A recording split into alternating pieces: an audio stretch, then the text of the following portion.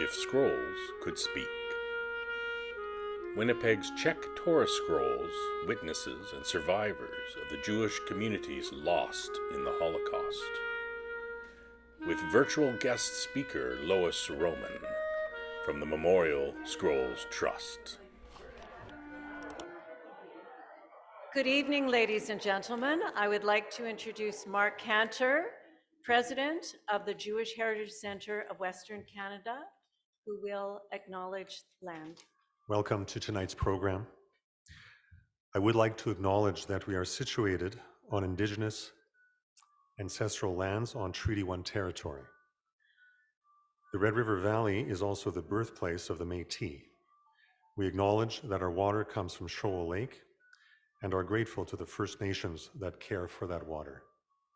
We affirm that our commitment to never forget must also include confronting attempts to destroy Indigenous culture and nationhood, and condemning attempts to deny that historical reality.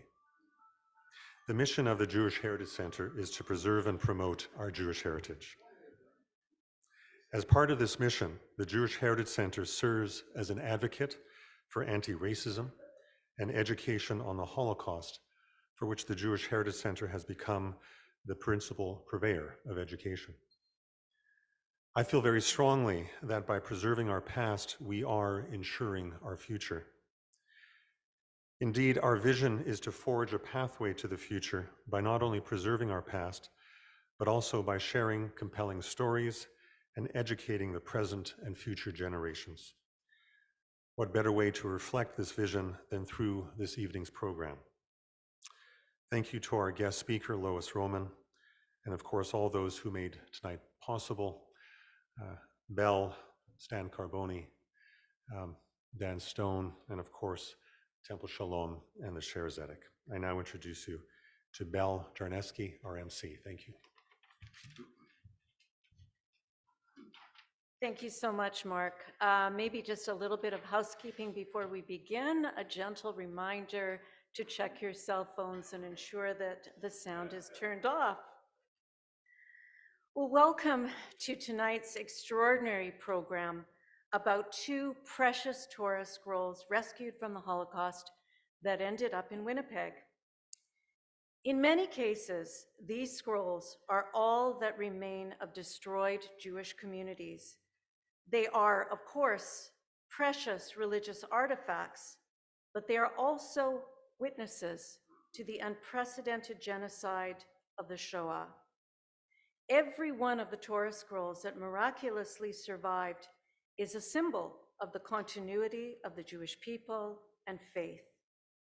Tonight, you'll hear from experts who will shed light on the story of the rescue of the scrolls by the curators of the Jewish Museum of Prague, the rescue of the scrolls a second time and their preservation by the Westminster Synagogue, and the incredible circumstances that have led to the arrival of these two scrolls in Winnipeg, one to Temple Shalom and the other to Congregation Sher Zedek.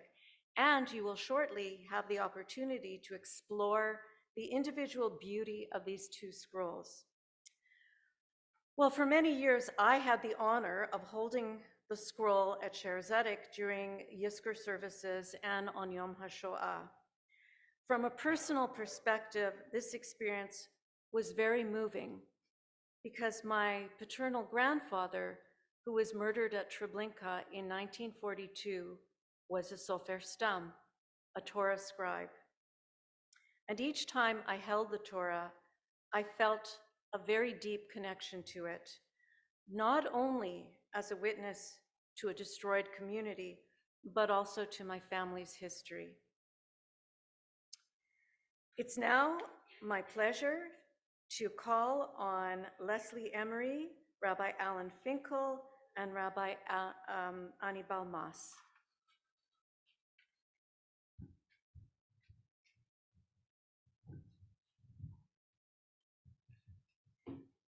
We feel it's fitting to greet our Torah scrolls this evening as we would in a ritual manner, in a ritual context.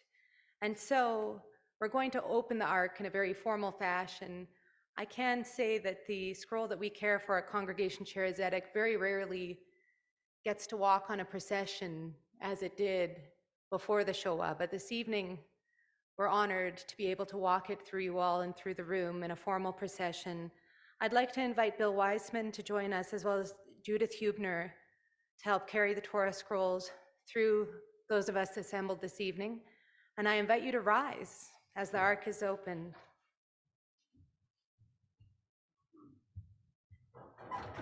Vayehi bin Aharon vayomer Moshe Kuma Adonai ve'afutzu oivecha ve'yanusu mesanecha mipanecha ki mitzion tetzeh Torah ki mitzion tetzeh Torah udevar Adonai mirushalayim Baruch shenatan Torah Torah Baruch shenatan Torah Torah le'amo Yisrael b'kedushato. Nalul Adonai iti u'romem Shemo yachdav. Lecha Adonai hagedula ve'agevura ve'atiferet ve'anetzach ve'ahod ki cho b'shamayim u'va'aretz ki cho b'shamayim u'va'aretz lecha Adonai hamamlacha ve'hamitnaseh lechol rosh romemu romemu Adonai Eloheinu ve'ishtachavu ve'ishtachavu le'adom raglav kadoshu romemu romemu Adonai Eloheinu ve'ishtachavu ve'ishtachavu lehar kodsho ki kadosh Adonai Eloheinu. This is such a beautiful moment to have these two scrolls reunited here under one roof at Temple Shalom.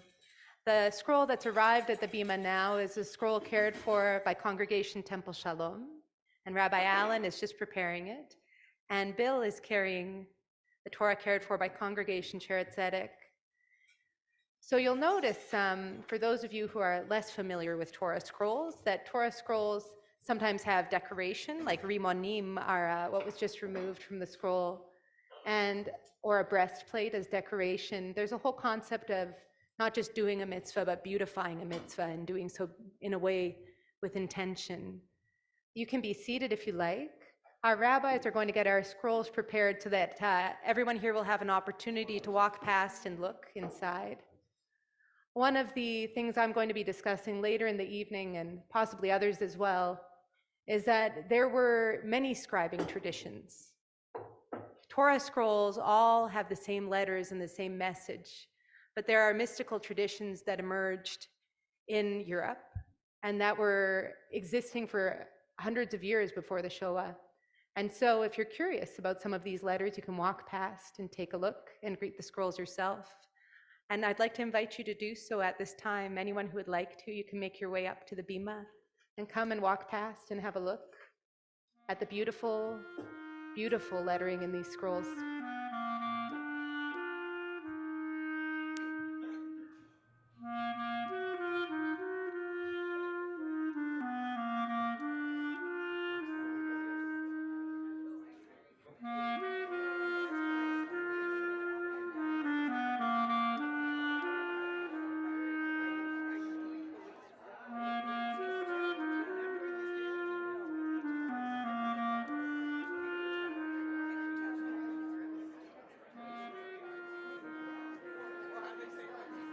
We are hoping to move on with the program at this time, so if you could find your seats again, that would be wonderful. And if you haven't had a chance to take a close look, perhaps we'll be able to do that at the end of the program. And now it is my pleasure to introduce tonight's keynote speaker, Lois Roman. Lois is a trustee of the Memorial Scrolls Trust and serves as the United States representative based on the East Coast. The Memorial Scrolls Trust is a London-based nonprofit which oversees the legacy of 1,564 Czech Torah scrolls that survived the Shoah. After a miraculous story of survival, these scrolls arrived in London, England, and were dispersed on permanent loan to caring communities around the world, including ours. Lois began her involvement with the Memorial Scrolls Trust several years ago, following a long career on Wall Street as a money manager. She has an MA in Holocaust and Genocide Studies from the Fish Center at Yeshiva University, has an undergraduate degree from Brandeis University, and an MBA from Columbia Business School. Good evening, everyone. I hope that you can hear me and see me. My apologies for not being there in person. Yom HaShoah week is very busy for me, so I'm here in New York, and through the miracle of technology, you can see me and hear me.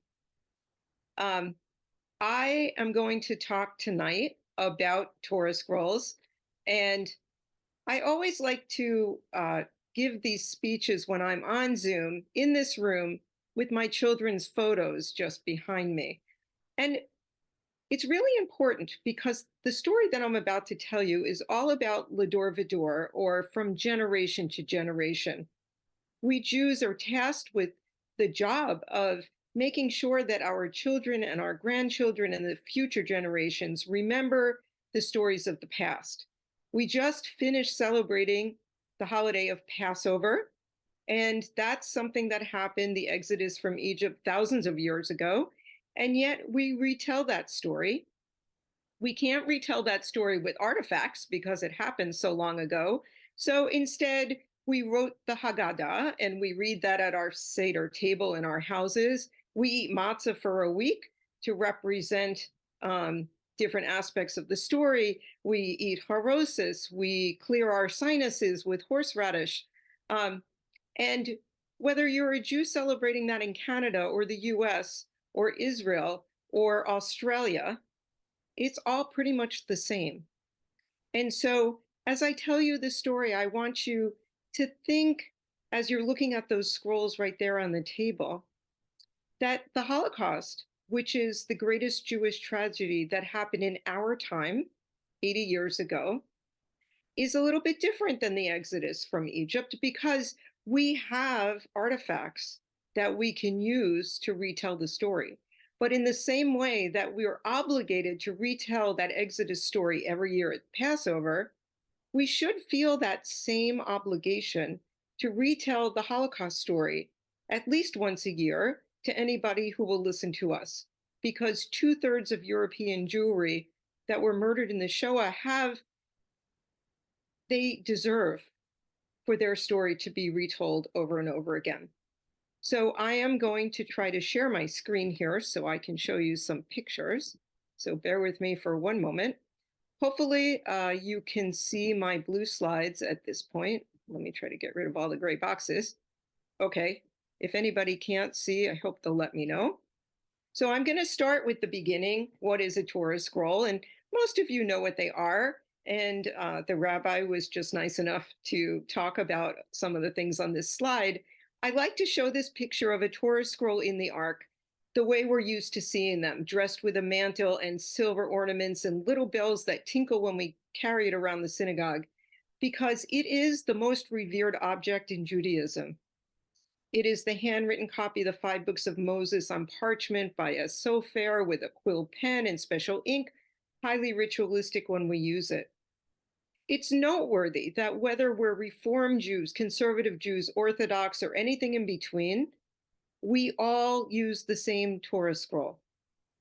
We all revere it in the same way. It binds us all together. It also happens to bind together the major religions of the world.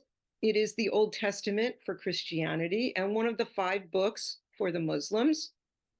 And so the Torah scroll has a very special place in the world.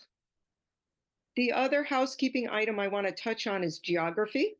I'm going to be using the words Bohemia and Moravia often in my talk, so let's make sure we all know where that is.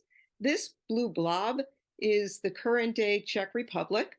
The western portion of the Czech Republic was the ancient kingdom of Bohemia, and the eastern portion was the ancient kingdom of Moravia. I've shown you on the map where the big city of Prague is, and I've highlighted 2 other smaller towns, Slany in Bohemia and Moravstra Ostrava in the east in Moravia. These are the 2 towns that the scrolls you see in front of you are from.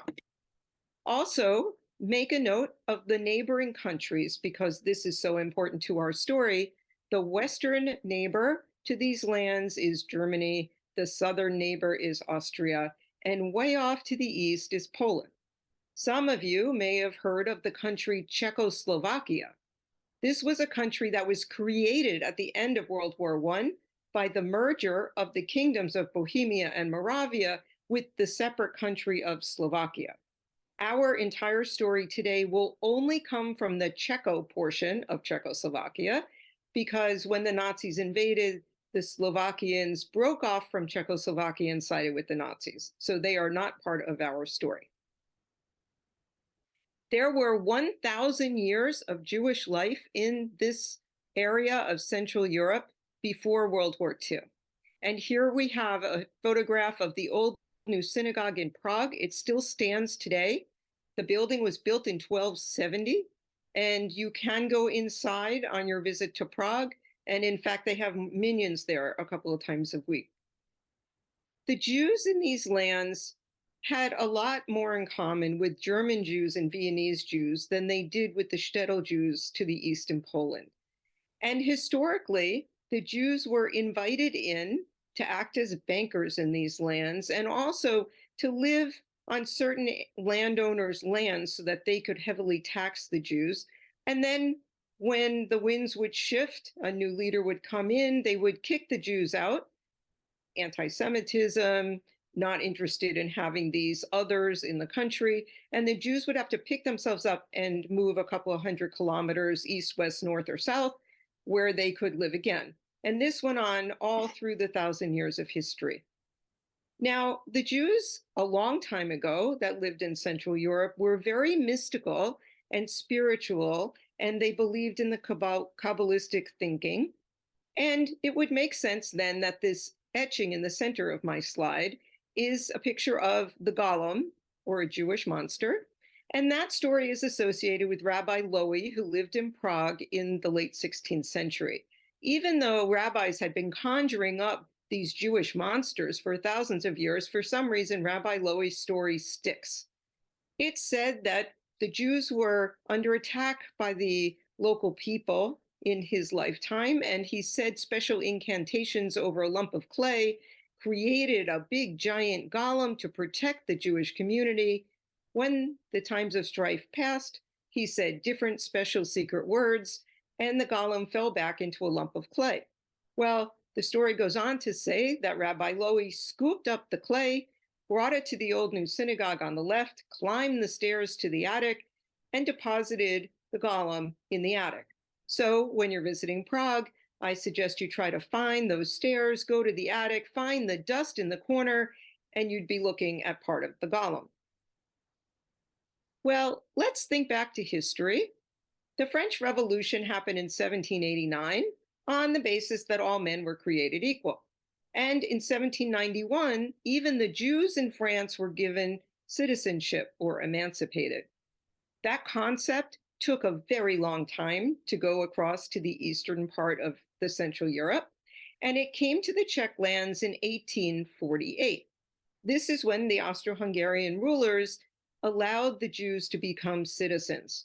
This is super important because that meant that the Jews could live anywhere they wanted, they could go to universities, they could start factories and it coincided with the Industrial Revolution.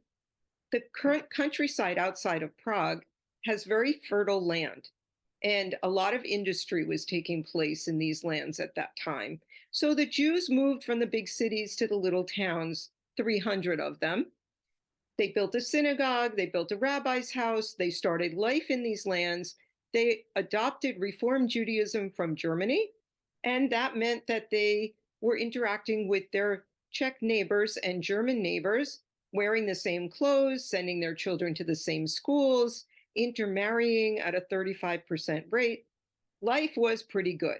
So good, in fact, that in 1906, the Jews in Prague decided that it was time for them to open a Jewish museum. Now, museums are kind of new in the 1800s, but special interest museums like a Jewish museum was a brand new concept. And in 1906, a small museum opened by the old synagogue in the Jewish quarter of Prague, and it contained silver pieces from the old prayer houses of the last few hundred years. Well, everything was great for a little while for the Jews, but we know that the Nazi Party was gaining power in Germany throughout the 1930s, and eventually Hitler was elected and the Nazi Party came to rule in Germany.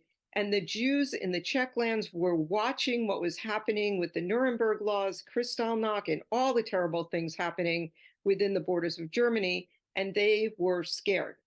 So many of them decided to leave, and they all often went to the United States or Palestine or other Western European countries. So I put the Czechoslovakian passport here from 1939.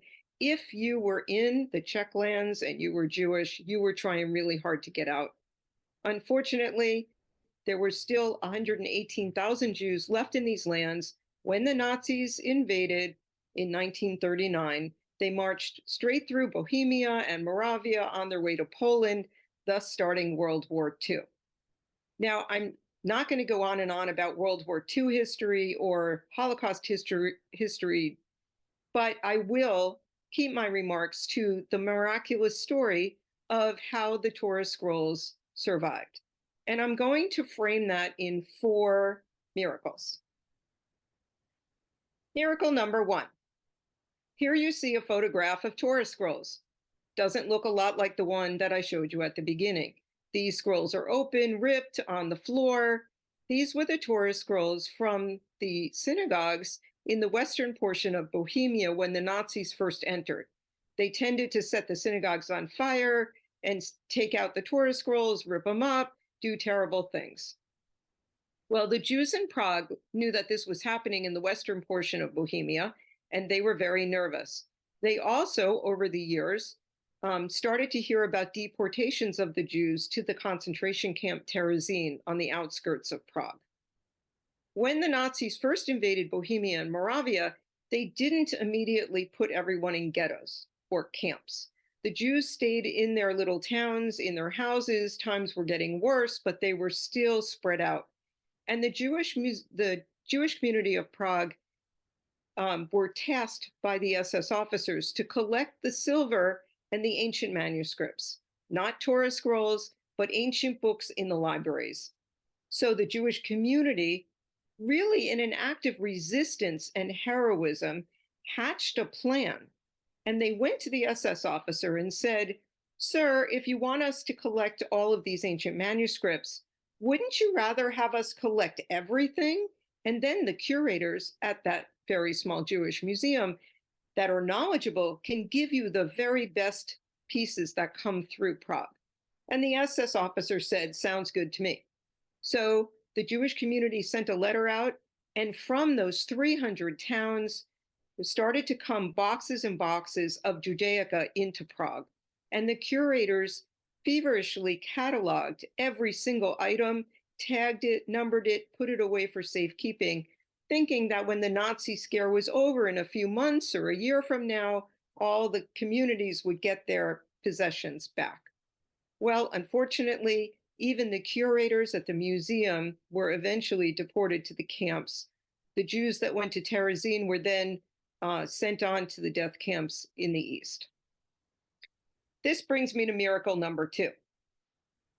After the war, Jews from the Czech lands were decimated. 85% of Czech Jews were killed. Only a few thousand came back to Prague and the vicinity. And a part of this miracle is that one of the survivors happened to be one of the curators from the museum who had participated in the collection. Now, you might say, Lois, you're talking about 1945. Why are you showing me a picture of this beautiful Jewish town hall in Prague? Well, the answer is that the buildings in Prague were preserved because only one bomb fell on Prague during the entire war. It happened to be an American bomb, and the American bomber thought he was dropping it on Dresden because he got lost. But it didn't ruin anything, and that meant that the 200,000 items of Judaica that were collected before the war survived. Not the people, just the possessions. In 1948, the communist government came and took over, and it was clear that any idea that organized religion could start up again in these lands was kaput. So the curator went to the communist government and said, 40 buildings in Prague, many of them the old synagogue buildings, are stuffed to the gills with art junk. How about I move that out of these buildings to the outskirts of the city, and you can use the buildings for your communist activities? So the first place she went was to the Torah scroll collection, and she moved those boxes to the Mikli synagogue, an abandoned synagogue on the outskirts of Prague. The building was in terrible shape. The roof leaked, the windows were cracked, there were mice running around. Nevertheless, she laid all of these big gray bags on wooden racks in the synagogue building and shut the door. And the Torah scrolls stayed there from 1948 until the early 1960s, which brings me to my next miracle. Many of you may remember that after World War II, we had the Cold War. What was that? Well, essentially, it was a big giant cement wall that we built to separate the East from the West. Not only did it physically separate countries and people, but it meant that information didn't flow easily from the East to the West, and there were a lot of rumors and stories. Well, it turns out that during that time, not only did the communist government in the Czech lands need money, but it was also commonplace for art dealers from London to get a special visa to go to the East to collect art and bring it back to the West and sell it. On one of these trips, Eric Esterick, an art dealer in London, was approached by a member of the communist government who said to him, "Do you think that someone in the West would be interested in some Judaica we have to sell? After all, these Torah scrolls were completely worthless to the communists." Well, Eric Esterick came back to London and went to this synagogue building in the picture, the Westminster Synagogue in Knightsbridge, London. One of the congregants had bought art from him before. Ralph Yablon heard this story and said, "If there's any Judaica left in the East, we have to bring it to the West and save it." So he offered 20,000 American dollars at that time to buy the entire contents of that Mikli synagogue. He didn't really know what was going to show up. On a rainy Sunday afternoon in 1964, 2 trucks came to the synagogue building, where you see that car with its lights on. Imagine 2 trucks. And the congregants came to do a mitzvah to help unload the truck. Well, they started carrying off these enormous gray bags off the truck, putting them on every table and chair on the first level, second level, third level of the building, until 1,564 bags came off the truck. The congregants were so curious, they said, "Rabbi, please, can we open the bags and see what's inside?" They couldn't believe their eyes. There were scrolls that were burnt, scrolls with bullet holes in them, scrolls with blood stains, and a couple of the scrolls had little notes tucked into the rolls of the Torah, written in Czech or German that said, "What's to become of us? Please remember us." Well, this brings me to miracle number 4.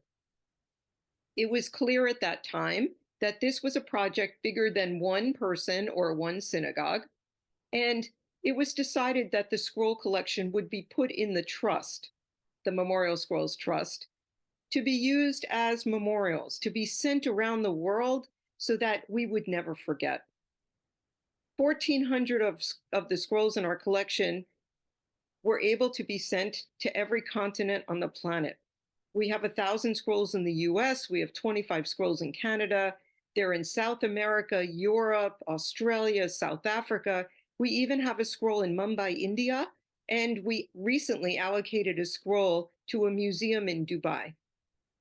So the 2 scrolls that you see in front of you there are part of this decentralized museum. All of our scrolls are out on permanent loan to synagogues, museums, schools, and libraries. Let's talk about our collection in general. On the left, you see a photo of one of our burnt scrolls. I don't know exactly the story. You might think it was the rabbi who ran into the burning shul building to the ark to grab the scroll. It could have been one of those non-Jewish Czech neighbors. They were very, very friendly in these little towns. It felt a lot like it does today in the US or Canada. It could have been anyone running in to save that scroll. In the center, you can see the beautiful script inside the scrolls. You just had the opportunity to walk past the 2 scrolls you have there in front of you. I would point out 2 letters. The first letter is the shin. In this word, Yisrael, the shin has a special shape to it. And the scribes in the Central Europe at the time writing Torah scrolls had a certain handwriting signature. So you can tell where the scroll was written by what the shape of the letters look like. The other letter here that's interesting is the pei. This is a Kabbalistic way of writing the pei. It's called a pei within a pei because of that extra curl in the middle. And the best story I heard about this was the following. The pei is representative of the mouth in Hebrew. So if you have a pei and a pei, you have swallowed your mouth, thus meaning you should listen more than you speak. The bottom photo here is of one of our 400 Torah binders. 400 of the scrolls came wrapped in fabric. This Torah binder is in the Czech language, and it says, "To the honor and glory of God." I don't know about you, but I was kind of surprised to see Czech writing on a Torah binder, but the congregants spoke Czech and they were very assimilated, and it makes some sense. On the right, we have a photograph inside one of our Haftarah scrolls. The vast majority of the collection are Torah scrolls, but we have just a handful of Haftarah and Megillah scrolls that are very, very unusual. Now I want to spend a few minutes talking about the 2 scrolls you see in front of you. The first one is MST scroll 1483. It was collected from the town of Slany in Bohemia, in the western portion of the Czech lands. The scroll was written around 1875, making that scroll in front of you about 150 years old. It was sent to Congregation Shari Zedek in 1981. And I actually went to the archives and found the original letter, thanking them for sending the scroll their way. The first Jew showed up in the town of Slany in about 1445, but Jews didn't settle there because they weren't allowed to until the Emancipation, which happened in the mid-1800s. The former synagogue building was converted into a local police station that you see pictured here after the Jews were deported to Terezin. The outside has been beautifully preserved. Interestingly, if you look beyond the police sign at the front door on the bottom part of the picture, you can see the 10 Commandments on the outside of the building. Remember, this is a police station. Also, if you go inside the building and climb up to the 3rd floor and look at the ceiling, it's still painted blue with yellow stars, just like it was when the Jews prayed in this magnificent shul building. All the Jews in Slany were taken off to the concentration camps, and as far as I know, I think there were only 1 or 2 survivors from this town, but nobody came back at the end of the war. That doesn't mean, though, that the town doesn't remember their neighbors. They have this beautiful Holocaust memorial in the town, and this lower picture is of an elementary school teacher. She and 26 of her students researched their missing neighbors, and they wrote a book about it, loosely translated Returns, Non-Returns. Just incredible that in town after town after town in the Czech lands, it's the non-Jewish Czechs that are remembering the Jews. The other scroll in front of you is MST scroll 661. It was sent to Temple Shalom in 1969. It was collected from a town way in the east in Moravia called Moravska Ostrava. It's right near the Polish border. That scroll was written in 1923. Think about that. There was a scribe writing a Torah scroll 10 years, only 10 years before the Nazi Party was elected in Germany, and just a few decades before all of the terrible things were about to happen. In our archives, we have this newspaper article about when the Torah scroll came to Temple Shalom. And let's talk about the town itself. This town was the third largest Jewish community in the Czech lands. The city was industrial because it's surrounded by coal mines and therefore also ironworks. The first Jews arrived here in 1792. The first one wanted to be a distiller, but the actual community didn't start until after emancipation in the mid-1800s. But then it grew like leaps and bounds. So there were about 1,356 Jews in 1890, which would have been a big, big town of Jews then. They grew to 3,200 Jews by 1900. That's 10 years later. And some accounts say there were almost 10,000 Jews here at its peak in the years leading up to World War II. The city had Jewish schools, a hospital, summer camps, and there was a very large Zionistic element to the Jews in this town. This is a picture from a postcard of the synagogue. And, you know, the fact that there were postcards made meant that it was something to behold. Many Jews fled this city as the Nazis were gaining power in Germany. By the time the Nazis invaded, there were 6 shul buildings. One even had a huge, large pipe organ in it. All of them were set on fire when the Nazis came. Almost 5,000 Jews from this town were deported to Terezin and then on to the death camps. After the war, only 250 Jews returned to this community, and it's been dwindling ever since, but there is still a very small Jewish community in this town. On the right, you see the Holocaust Memorial. It's a plaque on a wall, which is noteworthy, I think, because some of the other towns have beautiful, specially made Holocaust monuments and parks all over.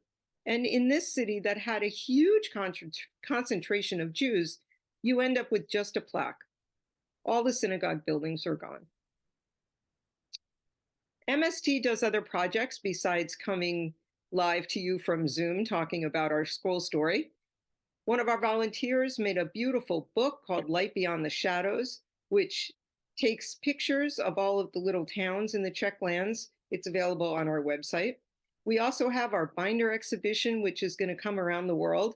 If you came to our museum in London, you could see the 150 scrolls that were too fragile to travel, plus the 400 binders. So we do encourage you to come and visit us. We also sometimes hold reunions of the Czech scrolls. In some way, tonight is a reunion of the Winnipeg scrolls. The 2 scrolls sitting there next to each other. Not usual for them. They're usually separated and in different shul buildings. In 2019, we had a reunion here in New York City. We gathered 75 of the Czech Torah scrolls together, and 800 people came to a giant synagogue in New York City to celebrate this reunion of the scrolls. This is a picture of only a portion of the scrolls that were in attendance that night. But I want you to think, as you look at each one of these scrolls, each one represents an entire town that was obliterated by the Nazis. So I ask you this, in the 21st century, as the survivors and eyewitnesses of the Shoah are passing on, who is going to tell our story going forward? I think it's time for these Torah scrolls to be used as artifacts, witnesses, survivors of the Shoah, to continue to tell that story to the generations that will come in the future. I call upon each of you, in the same way that we retell the Passover story every year at our Seder table, can you each year retell the Holocaust story to children, friends, neighbors, so that the story never dies. Thank you very much. Lois, thank you so much. That was such a wonderful presentation, and the details just brought to life this important history. And I thought for a moment you had seen my closing remarks drafted, because you just said exactly what I had thought about, that these artifacts are really, they're witnesses, and in the future, the artifacts will be the only witnesses, together with, of course, recorded testimonies. Now, we will have the opportunity for questions and answers a little bit later on in the program. But right now, I would like to call on Rabbi Alan Finkel of Temple Shalom, who will be speaking about the origin of Temple Shalom's Torah scroll.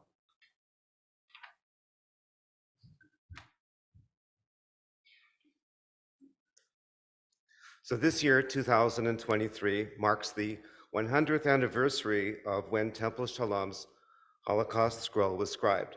It's a date that inspired Dan Stone in our congregation to inspire our entire community to celebrate and rediscover the stories of the two Holocaust scrolls that now live in our midst as survivors of the Holocaust.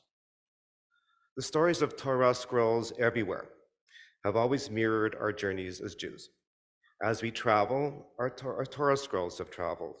As we've had suffering and joy, so too have our scrolls. And like us, our Torahs have a limited lifespan, sometimes long and joyful, and sadly, sometimes shortened by the circumstances simply of us being Jewish. And most certainly, this is reflected in the horrors of the Holocaust.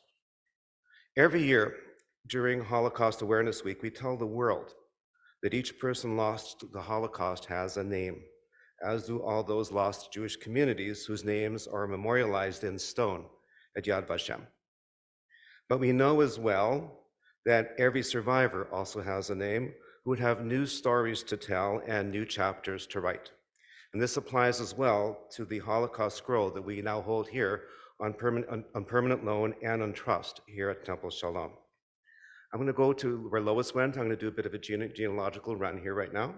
Stories are somewhat similar and somewhat different, but we all find our different sources in different places. So here's the story of Temple Shalom's Torah as we know it, named scroll number 661 by the Westminster Memorial Trust. It comes from the city of Ostrava, as was pointed on the map beforehand, 170 miles east of Prague near the Polish border. Historically, Jews had not been permitted to live in that city until 1930. In fact, it was 1830. In fact, it was 2 years later, in 1832, when the first recorded minyan took place in that city. In 1875, a Jewish community was formally authorized.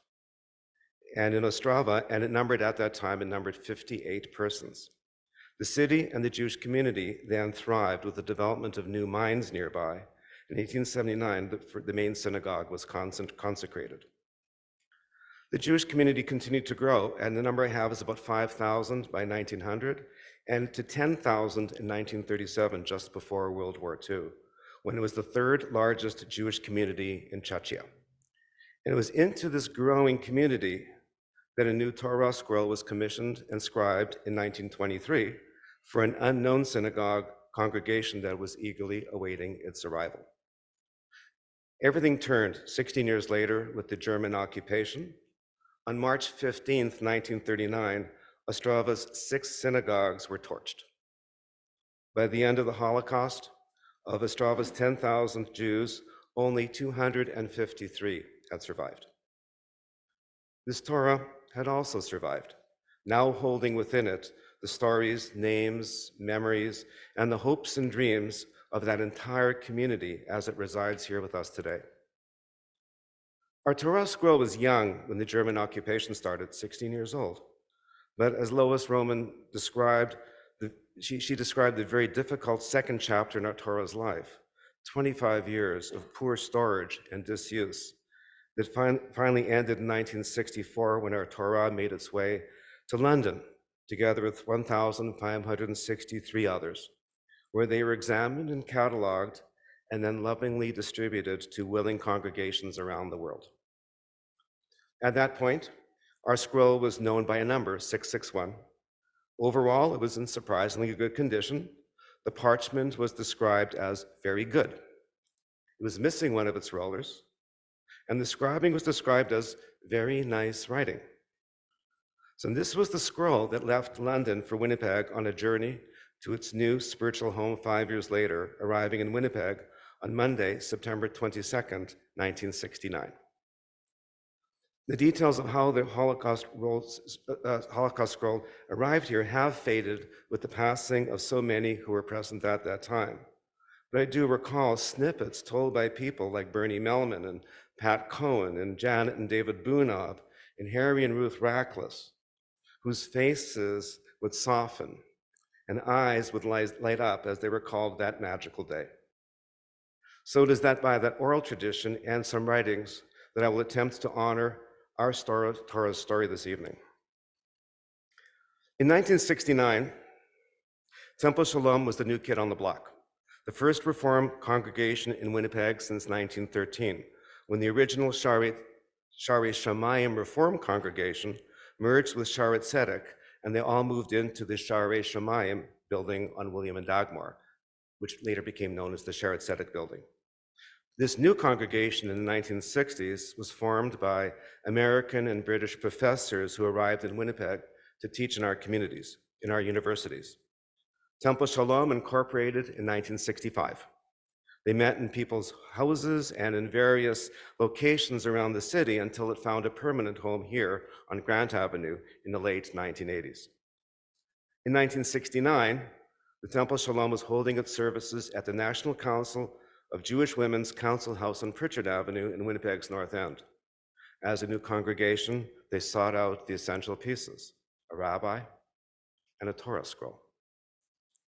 Our first founding rabbi was Rabbi Jerry Steinberg, who actually had grown up in Winnipeg. He graduated from Hebrew Union College in 1965 and then spent 2 years in India at an ashram, because this was the 60s after all, before he came back to Winnipeg and took on his first pulpit at Temple Shalom. He wrote a book, Rogue Rabbi, and he talks about those early years, about their yearning for a Sefer Torah and the spiritual centering that it represented. Rabbi Steinberg writes that, given the financial state of Temple Shalom, we did not initially have our own Torah. When we needed a Torah for Shabbat morning services or the high holidays and other times, we borrowed one. He describes about learning about the Westminster Trust scrolls. He wasn't sure if it was Rabbi Gunther Plaut or some of his Reform colleagues, but he writes that they were available for the small fee of $300 to any congregation that would give them a good home. The board of Temple Shalom approved the purchase and was later informed that a Torah had been selected for them and would be shipped to Toronto at some point in the near future. He says, I sent a letter to Rabbi Davis, my contact in New York, who would facilitate our procurement of the Torah. He also asked for an expedited dispatch of the Torah so that it might be used for the high holidays. And some of the correspondence I saw, by the way, said that even though $300 was not that much of a money and any wealthy benefactor could have paid for it, the congregation decided to each contribute a small amount of the Torah, so it became truly a community Torah, not associated with any one individual.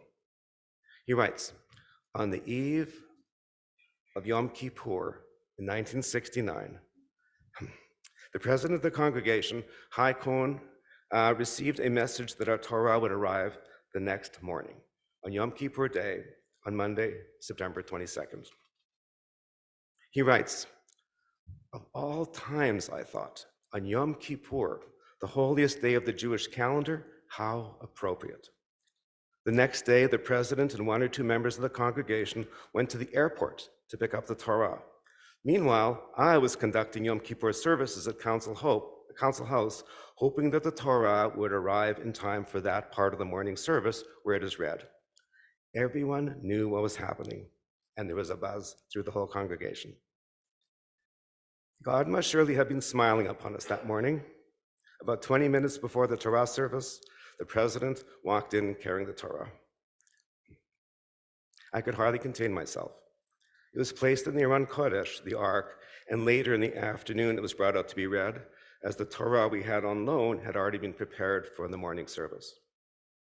He writes, "The Torah was very large and the script clear and easy to read.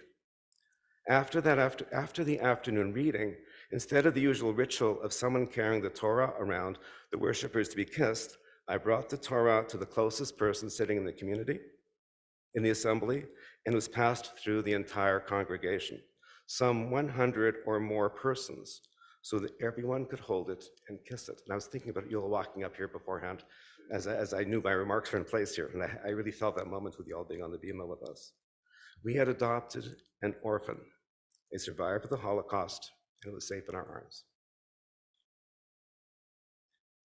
Rabbi Steinberg later notes that our scroll did arrive in good but not perfect condition. It needed here some small scribal repairs, and one whole panel did have to be replaced. So there's one section in our Torah that does have different scribal handwriting than the rest of the scroll. Soon after, the temple held a service on Friday, December the 8th. This is the slide that was shown earlier, to consecrate their new Torah. A Jewish Post article notes that the congregation chose to hold the dedication service during the festival of Hanukkah, which commemorates the rededication of the temple in Jerusalem in 165 BCE. The rebirth of this Torah is a momentous occasion for Temple Shalom and all the Jewish community who were invited to attend. And the guest speaker happened to be a young rabbi and professor, Zalman Schachter, who was the head of the Department of Judaic Studies at the University of Manitoba. I think he had another career after that. So for the next 10 years, the Holocaust scroll was Temple Shalom's only Torah, and it was the centerpiece of our synagogue life until it was joined by two other Torah scrolls in the 1980s, and then by our pen Torah scribed here in Winnipeg, the first by a Canadian woman.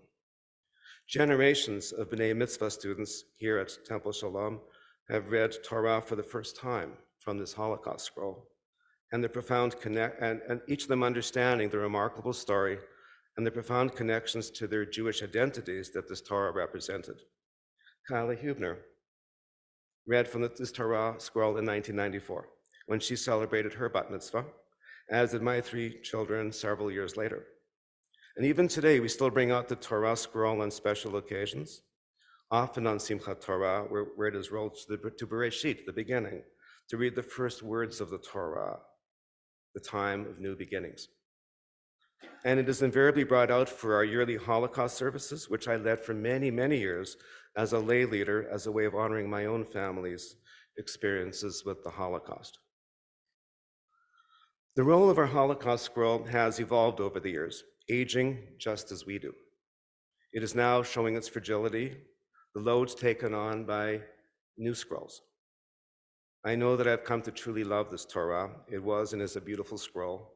It is elderly now, with the patina and the irregularities that come with age. Its pages are stretched in places, and it's not quite rectangular anymore. But within it is a beautiful script that is a pure joy to read. And I'd like to talk about our Torah mantle. Our Torah arrived in Winnipeg dressed in a blue Torah mantle, but it was certainly not the original mantle. We've seen how things arrived in the bags. The mantle was used for over 50 years here to beautify the Torah, but quietly over time it got more tired and more frayed. And we at the temple knew that our Holocaust scroll needed to be honored differently. In the fall of 2019, I was installed here as the rabbi and spiritual leader at Temple Shalom at a special Kabbalat Shabbat service. To my surprise that evening, Temple Shalom had secretly and gladly accepted the offer by my partner, Barb Neiman, of a new Torah mantle made in Israel for our Holocaust scroll to mark that occasion and my family's connections to the Holocaust. The dominant symbol on our Holocaust scroll, new mantle is the Esh, a flame, a symbol of the Shoah that honors the lost Jewish community of Ostrava. The flickers of the flame are made of Hebrew letters spelling out the words Shema Yisrael. But more so, this flame also honors the survivor journey of this Torah coming from darkness into light. This Eish, this flame, also shines brightly as an expression of hope winning over despair, and it represents Eish HaTorah, the beautiful light of Torah that this Torah has brought into our community. But our older Torah mantle has a story as well. It had work to do. After over 50 years of hugging and embracing the Holocaust scroll here in Winnipeg, the mantle continued on its own journey from Europe to Winnipeg to Israel, and it made Aliyah in 2021. In recent years, Temple Shalom had formed a close friendship with the women of the Wall who were advocating for religious equality and Jewish pluralism in Winnipeg. In 2021, they organized a march to the Wall carrying empty Torah mantles, and they reached out to congregations around the world asking for mantles that were no longer in use. On that march, each Torah mantle would bear the name of the donating synagogue, a show of solidarity by the world Jewish community for their cause. We here at Temple Shalom responded quickly, sending 2 mantles, including our Holocaust Torah mantle to Israel, where they traveled to Jerusalem and to the Western Wall in November 2021. It feels particularly appropriate for our Holocaust Torah mantle to live now in Israel and to take on this cause. Before the Holocaust, the vast majority of Jews in synagogues in Czechoslovakia were Reform. And in many ways, we completed the circle, the mantle representing a cause near to the heart of our Holocaust Torah, but most certainly to the Jewish congregations in the country from where it came. I'd like to close right now with some English ideas framing from Etz Chaim He. A tree of life to those who hold fast to it, and all who cling to it find happiness. Its ways are ways of pleasantness, and all its paths are peace. Thank you.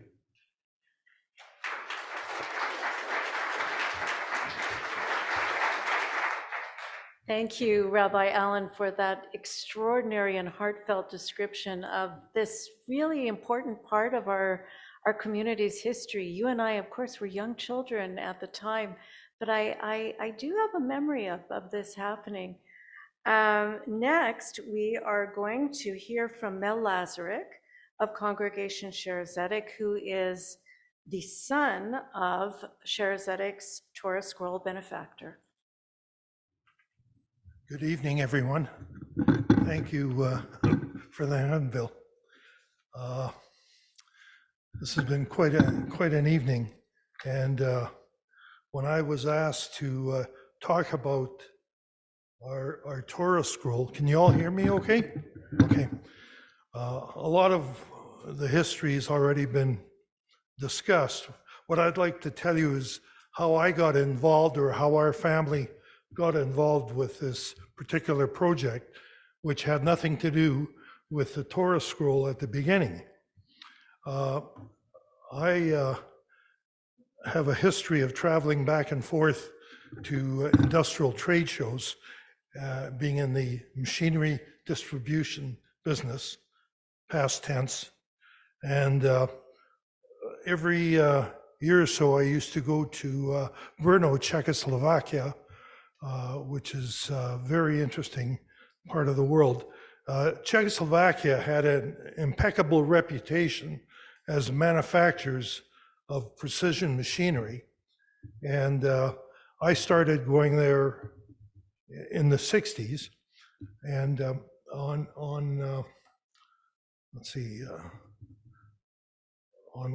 I used to stop in Prague. We used to go to Brno. In order to get to Brno, you had to fly to Prague and then take a bus or whatever to Brno, which was in Slovakia. We'd visit the various factories, whatever. Anyway, long story short, my late mother, Anna Lazarek, born in 1909 in the basement of the original Sher Zedek on Dagmar Street. And as a matter of fact, she and her older sister and mother and father lived in the basement of the Sher Zedek for a period of time. I think they paid their rent, I don't know. Ending up on Selkirk Avenue, which is like the Fifth Avenue for the Jewish community in Winnipeg in the 20s and the 30s. Anyway, she was brought up in a very Orthodox home, and she spoke Hebrew fluently and Yiddish fluently and whatever. And anything Yiddish, Jewish, that's what she loved. Anyway, I started going to Czechoslovakia, and I spent time in Prague. I'd have an overnight there, whatever. And there was a very interesting history of the Jewish community, which I went and I visited the synagogue there and the cemetery, which goes back who knows how long. And on one of these trips, when I came back, oh yes, my late father passed away in 1976, and my mother started spending time in Los Angeles with members of our family, and she took a volunteer job at the Jewish Museum in Los Angeles. I have the name of it here someplace. Anyway, whatever. That's right, Skirball. Thank you, Miss Skirball.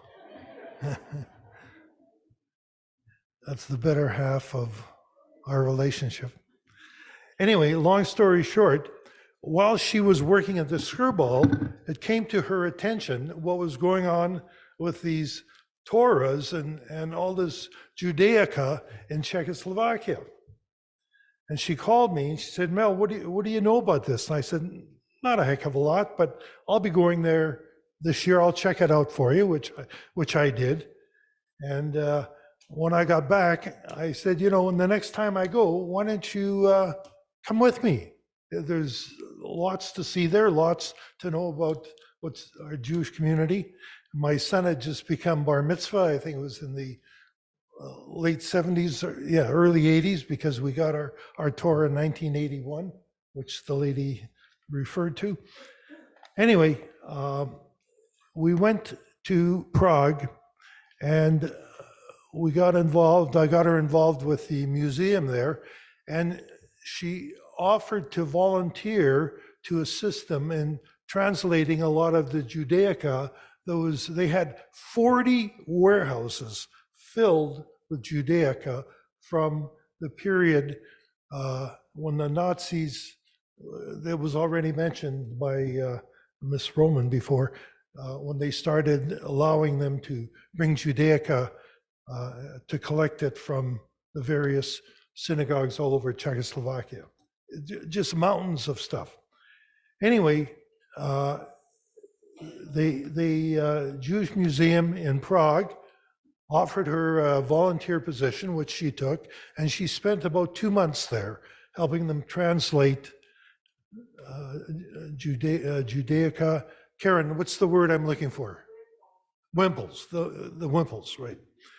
The Wimples are the Torah binders, and apparently the Torah binders would tell the history of these various Torahs, 1,560, whatever, I have the number here, 1,564 Torahs that ended up going to England in the 60s.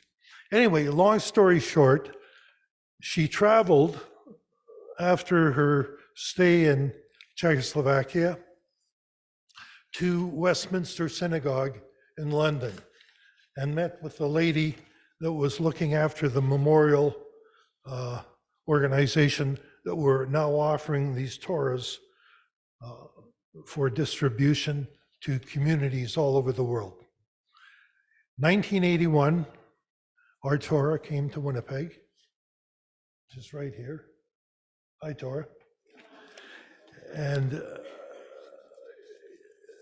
it was a very, very significant thing for my mom and her family. This thing is not staying on my head. So I just want to thank you all for the opportunity of talking about it. I think that you got a lot of terrific information tonight from our two previous speakers on the Torahs. These Torahs are all over the world. And, one can talk about the Holocaust, which I'm not even going to begin to delve into. But if those of you that are traveling, if you ever get an opportunity to travel to Europe, you have a chance to go to Prague, it's the only city, and it was mentioned tonight, that was not bombed during the Second World War, other than the mistaken bomb the Americans dropped there once. But the entire city is magnificent. And the Jewish artifacts, the Jewish museum there is just absolutely gorgeous. Anyway, thank you very much. Thank you for the opportunity to speak tonight, and enjoy your wonderful Taurus. Thank you so much, Mel, for adding further exciting details about the history of this precious Torah. I'd now like to call on Leslie Emery, cantor of Congregation Sher Zedek, who is going to do a presentation on the characteristics of these Torah scrolls. But before I begin formally, I was just contemplating to myself, I was always aware that Congregation Sher Zedek, I can't remember exactly when, that we had a precious Torah scroll that had survived the Shoah that was brought out only for Yizkor. And I remember discussing this with our shamus at the time, Bill Wiseman, and thinking, Bill, what else can we do? Can we look in it? And it was fragile. And we were worried about reading from it. And it was beyond the ability to be fully repaired and kosher. So we couldn't read from it. And after becoming cantor, and as we were kind of moving temporarily out of Congregation Sher Tzedek and into Temple Shalom, I said, Bill, can I just take a look inside? And I've been reading Torah since my bat mitzvah, and I'll give away my age now. I'm 39, so that's a chunk of time, 27 years of Torah reading. And I've read from a variety of different scrolls, and the second I looked inside at the script, I knew it had a story to tell. And it still has a story to tell, and I'm still exploring it. But as we go through, I'd love to take you along on my discoveries so far, on the text within, and what it can communicate to us. So this is an image taken by my former neighbor across the back lane, who, thank you so much for coming out tonight, Keith. I really appreciate it. Keith luckily came along this journey with me and has been meeting with me at Temple Shalom to help photograph the inside of the scroll so that it can be studied and it can be used again. So this is one of the images that Keith had taken of it, wrapped in its binder. And this style of binding was common, back in the day, before Velcro and before clips. And Bill he described to me actually seeing how people used to tie this back in the day. And I would love to know how to do that properly. This was my attempt. And this is the plaque. All of the scrolls from the Memorial Scrolls Trust have a plaque. And so this is ours on our Torah scroll. The next image has to do with damage and repairs. And so I think anybody who walked up to the bima this evening and took a look could see that our scroll has had some hard times. And it has some patches. And the parchment, as you can see, doesn't roll as tightly or as snugly as a Torah scroll that had been maybe treated in a more gentle manner. However, if you look within, it's kind of magic. And so you'll see sometimes along the back of the parchment, you can see almost like a big patch or a big Band-Aid, where attempts were made to repair the scroll so that it could be read from. Sometimes when I look within it, I wonder, how did that happen? When did that happen in its story? And yet lovingly, and there's a lot of repairs of this nature within the scroll, people attempted to repair it, and possibly even before it arrived at the Memorial Scrolls Trust, there were already repairs within it. At least that's what my eyes see when I look at it. What struck me originally when I peeked in it was the beauty of the script. I've never seen Torah script quite like that, or the style of the crowns on the letters, the tagin. They're just so thin and straight and beautiful, and the way the letters lean and sway. And then I looked a little closer. So there are some things about it that strike me. This is a replaced panel, and I know Rabbi Allen had referred to that in their scroll as well. Every once in a while, as we were going through it and taking photographs, I realized it was a different hand. And so there were whole pieces of our scroll that could not be repaired with the same hand and the same style. However, this is the missing text written out lovingly so that hopefully the Torah scroll could be whole once again. What really caught my eye was these mysterious otiot mishunot, these distinct letters. So as a Torah reader, there are special letters in the Torah scroll intentionally scribed large. Probably the best known one in this room would be at the end of the Shema, would be the giant Dalet at the end of the Shema, or an enlarged bet for Breshit at the beginning of the Torah scroll, or a little Aleph at the end of Vayikra. And I always get distracted by this when I read Torah because I think they're beautiful and they're special, and I wonder at the mystery of it all and why is it that way? And then, when I'm done, I start to research. But this scroll had distinct letters I had never seen before. And I thought, how can this be? I thought every letter in a Torah scroll has to be the same letter for letter. That's why these two Torah scrolls, as Rabbi Nibal has taught me to say, they are the same Torah. They have the same letters, the same story, but the style in which some of the letters are written is unique. So you'll see an enlarged Aleph. This is the very last column of this Torah scroll. As you can see, the roll or the Etz Chaim on the end that it's sewn into. And then I started looking a little closer. And it turns out that this Torah is filled with mysterious letters. The very first panel in it is actually a completely different hand than the entire rest of the scroll. And I don't know if it's older or newer or when or why it was added, but it's mysteries on mysteries, and they fascinate me. And it has mysterious otiot mishunot. This paragraph that we've zoomed in on here has some very beautiful imagery. If you take a close look here, you'll notice extra decoration, extra curlicues, and emphasis on certain letters in these two words, B'Tsalmeinu Kidmutenu, that refer to the creation of human beings in God's image. There's more like that throughout the scroll itself. I've discovered quite a few. So this hand really intrigues me. I wish I knew more. Basically, as I learn more, I just want to know more. And as we go through, this was the first letter that really caught my eye. There are different ways of referring to it. You're going to see one of those pei within a pei. Sometimes it's called a wrapped pei or a wrapped fei, pei lefufa. And as I was researching, because I wondered, where did this come from? I've never seen a letter like this before as I read Torah. Is this a new tradition? Is this an old tradition? Well, this tradition is old enough that it's referred to by the Rambam, by Maimonides 1,000 years ago. And so it's possibly even older than that, but it is a scribing tradition that was completely lost in the Shoah. We don't know necessarily all the significance of why there are these special letters, why they are where they are, but they do indicate a doubled meaning in the text. I like Lois's explanation very much as well. And there's so much more to be researched and to be learned from this scroll. And this is the Birkat HaKohanim, the priestly blessings in the scroll. And you'll notice as well, then there's more mysterious letters. I don't know if you've noticed that on the bottom two lines, there's a letter Nun that looks almost like it has a beard at the bottom, just swoops back down. So what I'd like to do, and I'm hoping other people will join me over time, thanks to Keith, we've been able to digitize the entire scroll. Each panel has been photographed, which means that unlike in most situations where it comes to Torah scrolls, other people can look at it, right? You don't have to be at shul with the scroll. You can look at it and study it, and many people can look at it and study it. And in this way, that community in Slani, where there was maybe one or two survivors, will live again. And their story can be told, and their knowledge can be shared.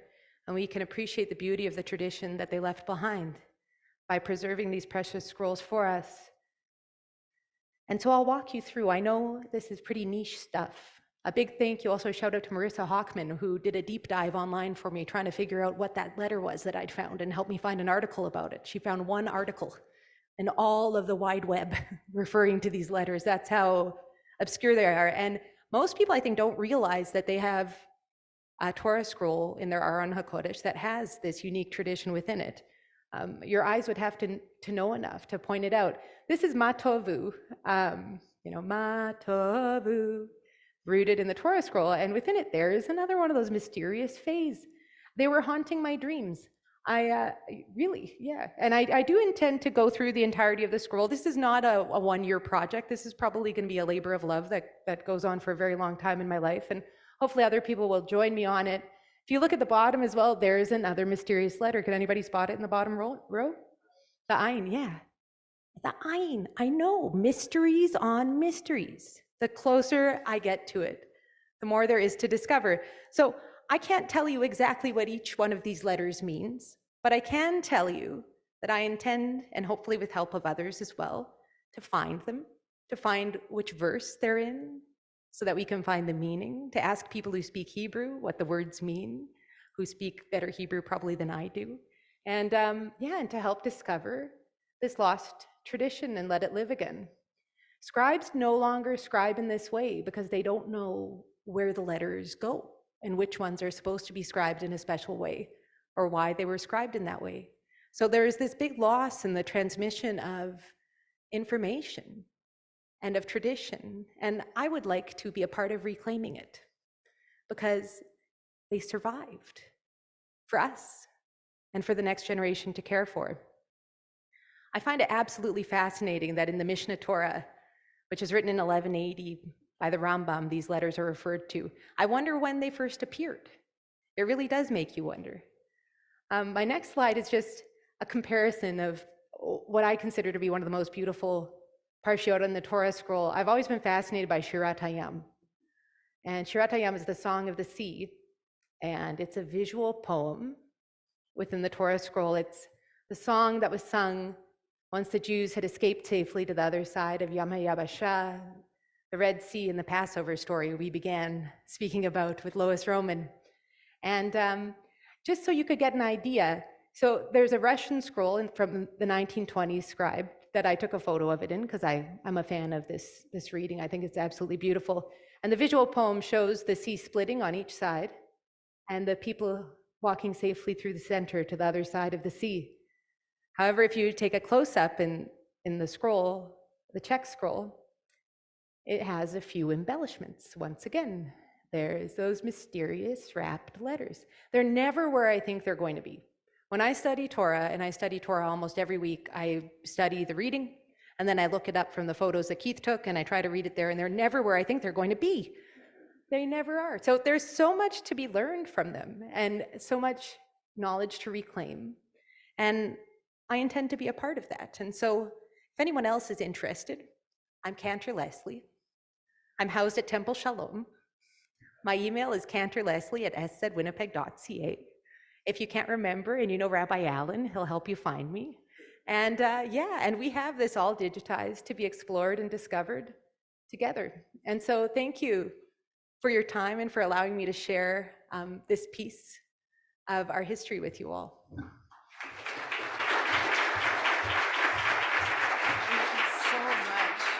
Leslie, thank you so much. You've taught us so much tonight, and I know that there's so much more to learn, and this is just extraordinary. Thank you so much.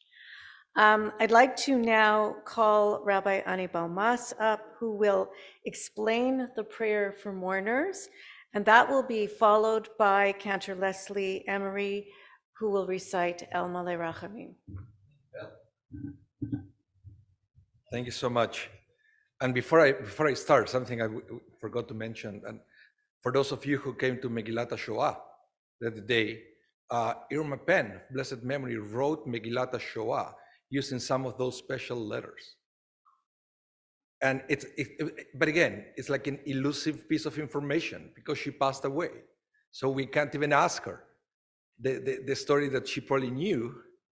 But again, it keeps evading us, and we can't find it, but it's a beautiful tradition of things. It's one day we are going to get all the answers.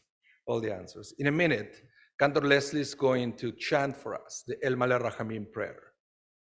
Now, the El Malei Rachamim, it's not something that it comes from biblical times. It's not even something that comes from Talmudic times. El Malei Rachamim, which is usually referred to as the memorial prayer, came as a response to the Crusades, when thousands of Jews were killed.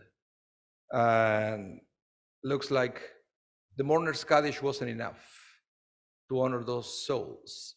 So this beautiful prayer, this beautiful memorial prayer, was written to honor those souls.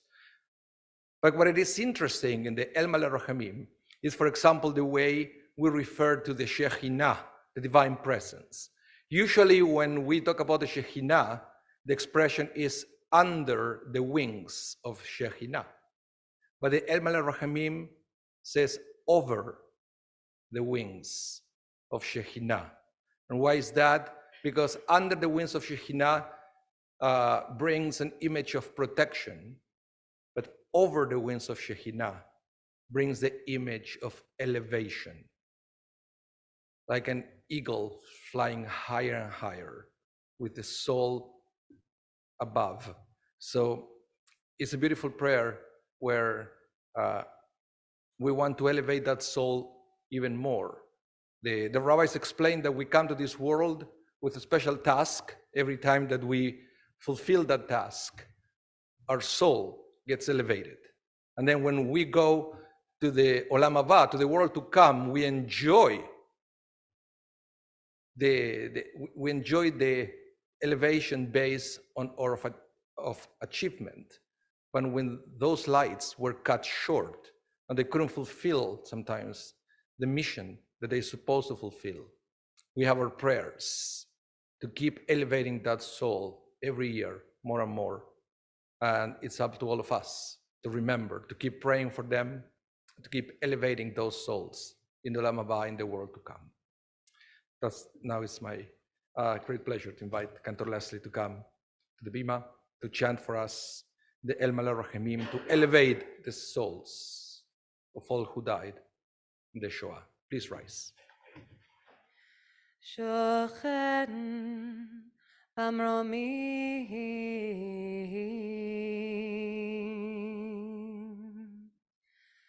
Ametze Menucha Nechona Tachat Kanfei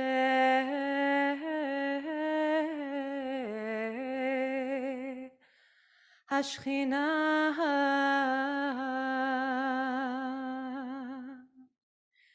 B'malot Kedoshim Utehorim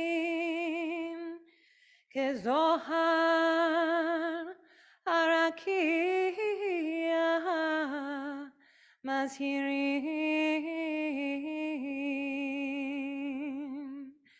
Lenishmot Kol Acheinu B'nei Yisrael Shenitbechu Bashoah Anashim Nashim Vatav Shenachneku V'shenizrafu V'shenahergu Shemasru et nafsham al kiddush Hashem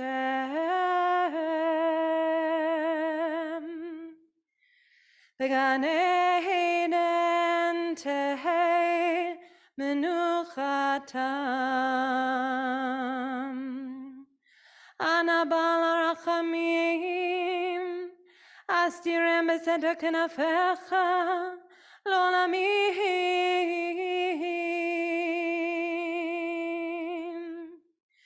Utzeror bitzror achayim En nishmotehem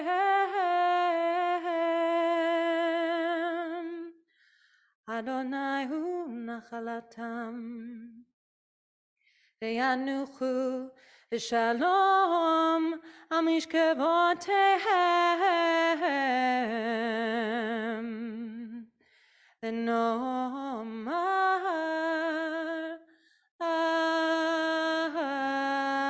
Amen.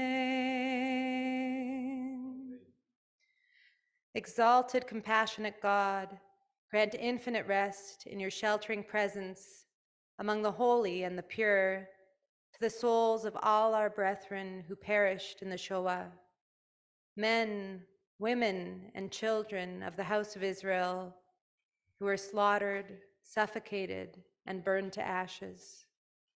May their memory endure and inspire deeds of charity and goodness in our lives. May their souls thus be bound up in the bond of life. May they rest in peace. And let us say, Amen. To return the scrolls to the Ark, I'd like to call on Daniel Stone, immediate past president and chair of the Programs and Exhibits Committee of the Jewish Heritage Center, and Bill Weissman, congregation chair, Zedek member, and former shamus.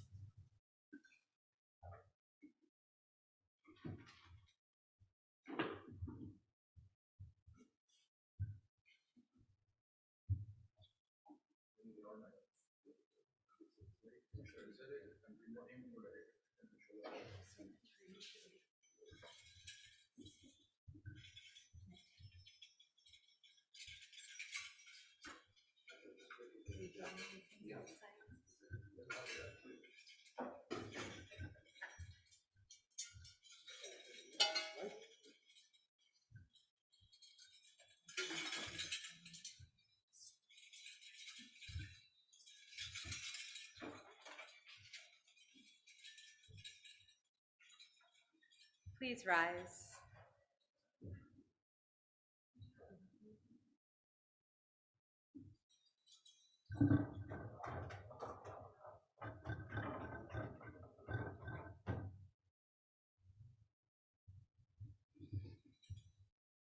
We're going to return the Sifrei Torah, the Aron HaKodesh, where they found a way to be together, which is pretty miraculous. Let's join together. Netz Chaim Hi.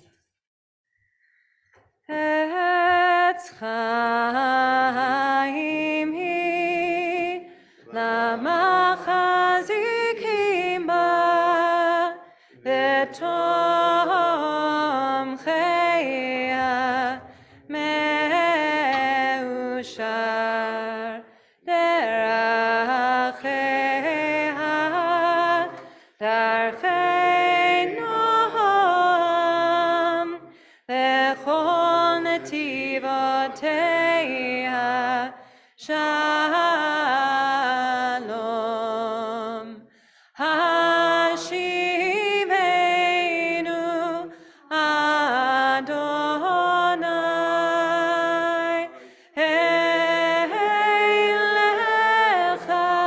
v'nashuva Chadesh Yameinu Chadesh Yameinu Chadesh Yameinu Kekedem.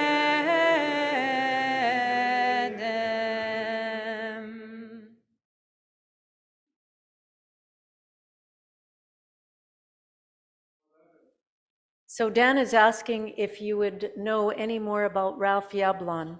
Before I answer, I just want to thank you and everyone there for caring for these scrolls. So on behalf of the Trust and everyone in London, thank you all so very much. And this was an incredibly moving ceremony, and I do get to attend a lot of them. This one was one of the top ones. Thank you. Ralph Yablon, my understanding is that he had some American roots in him, even though he was living in London. He was, he had collected art from Eric Esterick in the past, so they had a relationship, but he was a member of the Westminster Synagogue. He had children, and I've actually met his granddaughter, who is currently living in London with her family. And his son moved to the Keys part-time, to the Florida Keys in the US, and studied at a shul there in his older years. So I don't know if you wanted the personal history of him, but he was just a very Jewish-minded individual who cared a lot about continuing Judaism into the future. Thank you. Are there any other questions?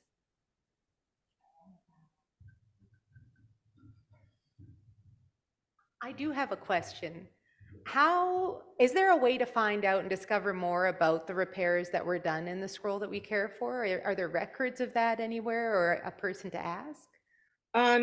So we don't have any records pre-World War II, really, unless the Jewish Museum of Prague or some researchers in Prague can go through town records or something like that.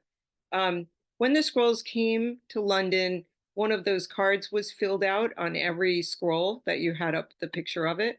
And so there's a story at the Trust that just after the scrolls arrived, there was some press about them, but somehow the press managed to get to the United States and Canada, but didn't really get to Israel. And a short while after they arrived, the doorbell rang at the Westminster Synagogue building. It's in a very fancy part of London. And the woman who had taken it upon herself to be the volunteer person at this trust was Ruth Schaffer. She was the daughter of Shalom Asch, the author, and she happened to be very well read. She spoke many languages, and she was in the building that day.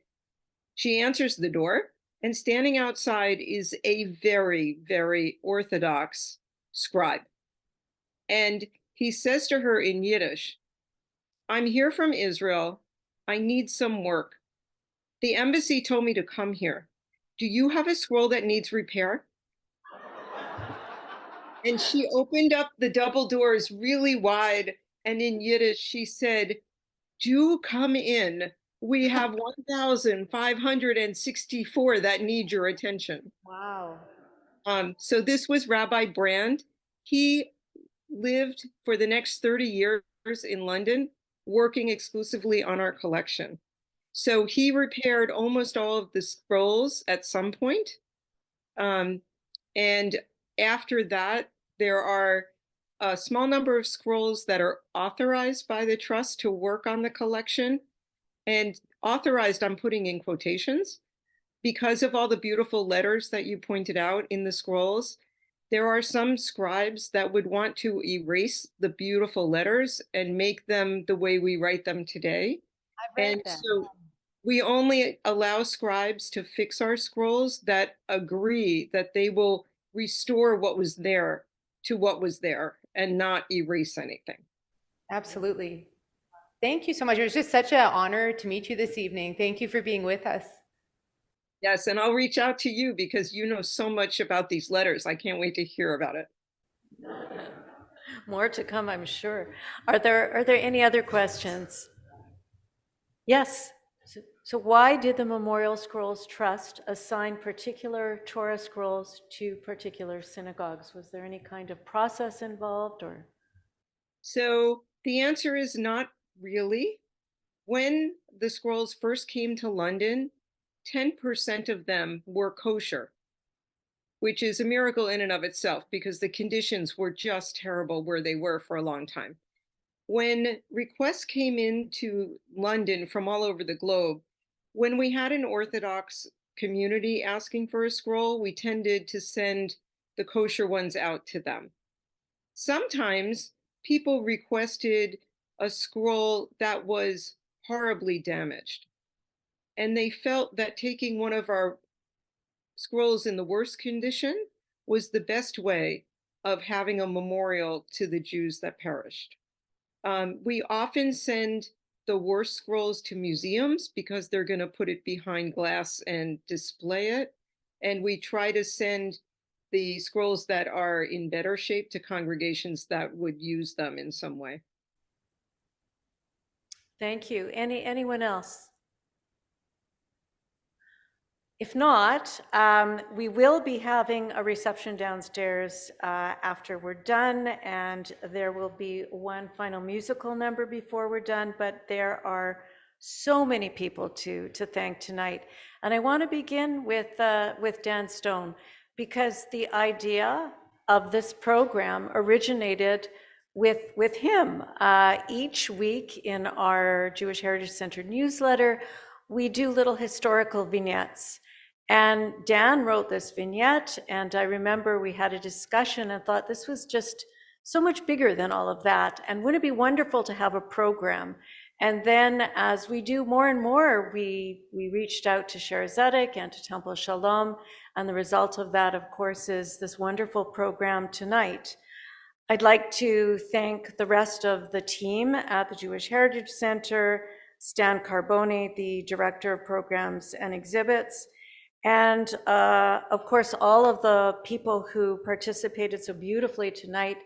Thank you, Lois Roman, for being our guest. Thank you to Judith Hubner, the co-president of Temple Shalom. Thank you to Bill Wiseman. Thank you to Rabbi Mass and Rabbi Finkel and Cantor Emery, of course. And thank you to the rest of the planning team, to Dr. Rena Sector-Albaz, to Steve Goetz, who handled the audiovisual tonight, to Ruth Livingston and Sherry Wolf-Lazar from Temple Shalom. Thank you to Robert Diddick at Congregation Sher Zedek. And thank you to Keith Levitt for all your work. Extraordinary. Thank you so much for digitizing this. This is just beautiful. And I know that so many of us will be able to appreciate taking a closer look as time goes on. And if I have forgotten anyone, I apologize. Thank you to all of you for coming out tonight and for those online. And so I pass over the microphone to Cantor Emery and Rabbi Moss. Thank you so much. Thank you. Thank you. Thank you, Bill. Can we thank Bill Janarski for all the work she put into this? Absolutely. Thank you so much, Bill.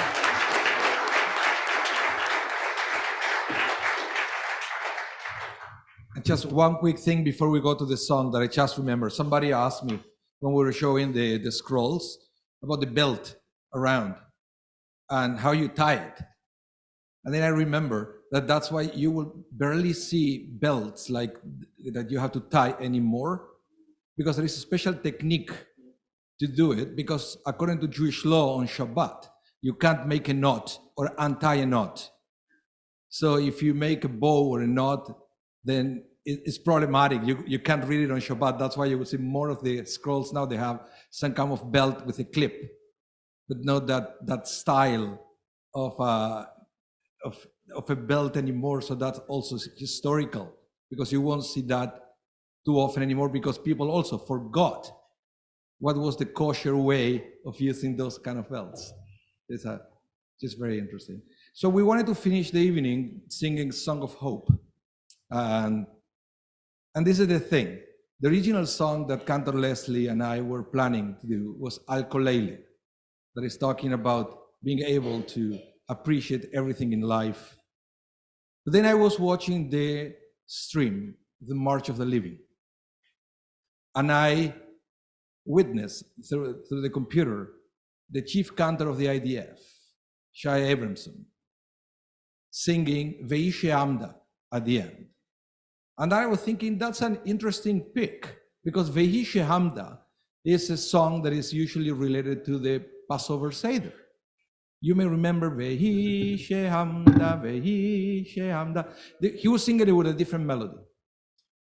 But then it was explained what is the meaning of singing Ve'ishe Amda in a March of the Living, that is a Holocaust remembrance in Poland.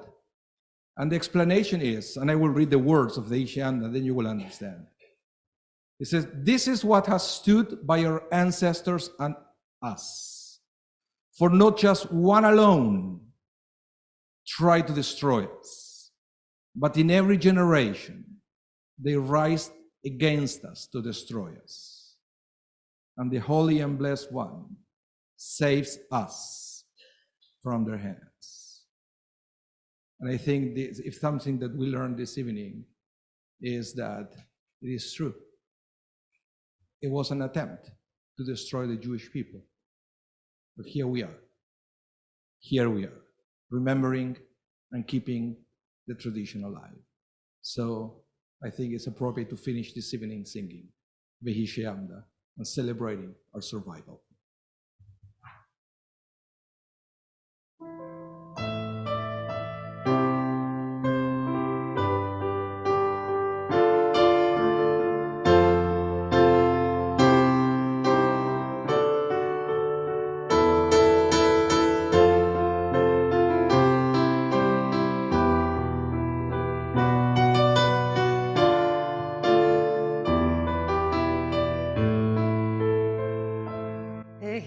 שעמדה לאבותינו, והיא שעמדה לאבותינו ולנו,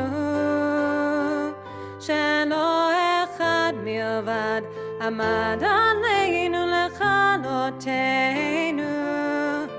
עמד עלינו לכלותנו. והיא שעמדה לאבותינו, והיא שעמדה לאבותינו ולנו, שלא אחד מלבד עמד עלינו לכלותנו, עמד עלינו לכלותנו.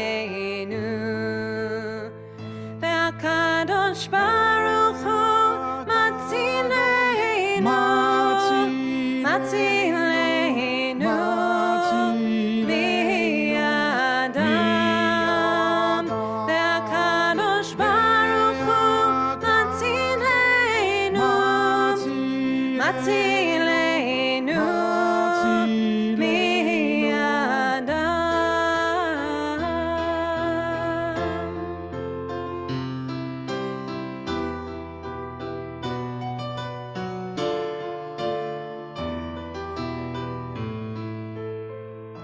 והיא שעמדה לאבותינו, והיא שעמדה לאבותינו ולנו, שלא אחד מלבד עמד עלינו לכלותנו,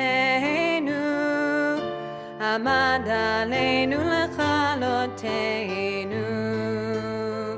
והקדוש ברוך הוא מצילנו, מצילנו מידם. והקדוש ברוך הוא מצילנו, מצילנו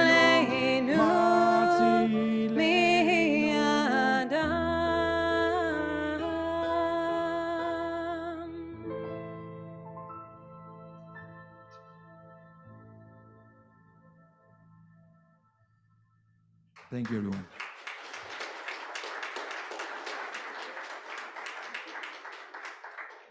Thank you again for joining us. We hope you'll join us for refreshments to follow downstairs in the social hall. Take care.